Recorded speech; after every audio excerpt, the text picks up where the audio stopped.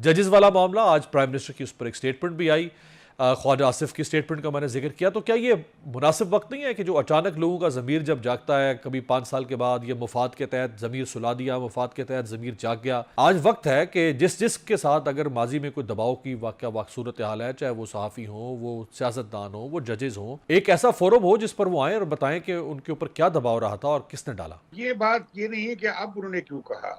अगर अब भी कहा है तो ठीक, शिकायत की है, जो बीती है वो सामने ले आए। 6 जजों का बैक वक्त बोल उठना, उसने सिस्टम से पर्दा हटा दिया है। तो मैं समझता हूँ कि हमारे मुल्क में जो जिस चीज की कमी है वो ये है कि लोग अपने असूलों पर मुस्तहकम यानी कंसिस्टेंट नहीं रहते हैं। वो अपनी सेल्फ कन्वीनियंस के हिसाब से पोजीशन लेते हैं।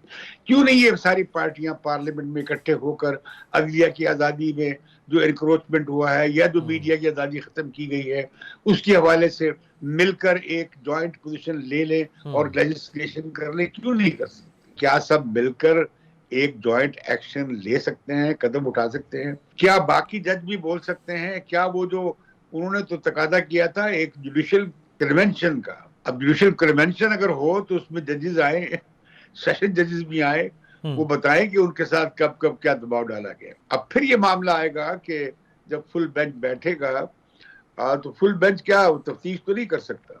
अलबत्ता ये है कि वो मुख्तलिफ इदारों के रोल को तयन करने की डायरेक्टिव दे सकता है और गाइडलाइंस फराहम कर सकता है। मामला फिर पार्लियामेंट में जाएगा। ईद के बाद जैसे पीटीआई कह रही है कि हम एक तहरीक शुरू करने जा रहे हैं और परसों एमडब्ल्यूएम की सरबराही में ऑपोजिशन का एक ग्रैंड लाइंस बनाया जिसमें नेशनल पार्टी अख्तर मेंगल साहब शामिल हुए, महमूद खान चकजई खुद शामिल हुए, जमात इस्लामी शामिल हुई, सुन्नी इत्तेहाद काउंसिल, तहरीक इंसाफ, ये 6 जमाती इत्तेहाद अभी वजूद में आ चुका है तकरीबन। ये कितना बड़ा चैलेंज बन सकता है आने वाले दिनों में? मैं समझता हूँ कि ये एक अच्छा कदम है कि जो तजावुजात हो रही हैं जमहूरियत के खिलाफ या बुनियादी हकूक के हवाले से, उस पर कोई अगर बहस बनता है तो अच्छी बात होगी और वो होना भी चाहिए ताकि हुकूमत वक्त पे चेक हो।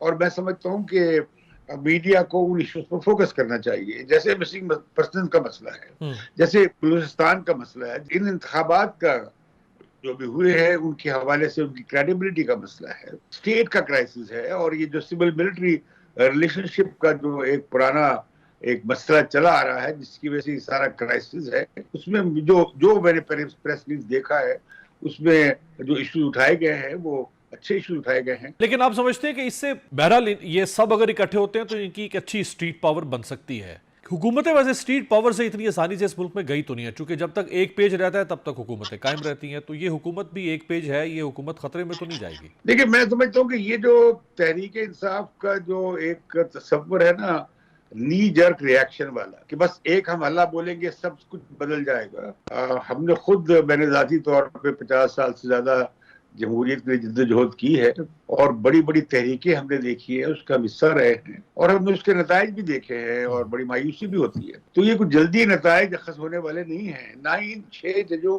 के शिकायत पर कोई अदलिया मुकम्मल आज़ाद हो जाएगी और ना एक्स्ट्रा कॉन्स्टिट्यूशनल और गैर कानूनी मुदाखलत जो है सिविलियन इदारों के काम में, ना वो मुकम्मल खत्म हो जाएगी।